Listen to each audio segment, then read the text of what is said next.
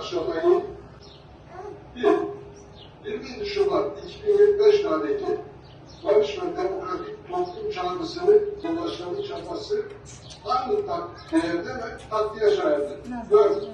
Türk Çarlık Örgütü'nün teşkil ettiğinde ulaşılması ve gereklerine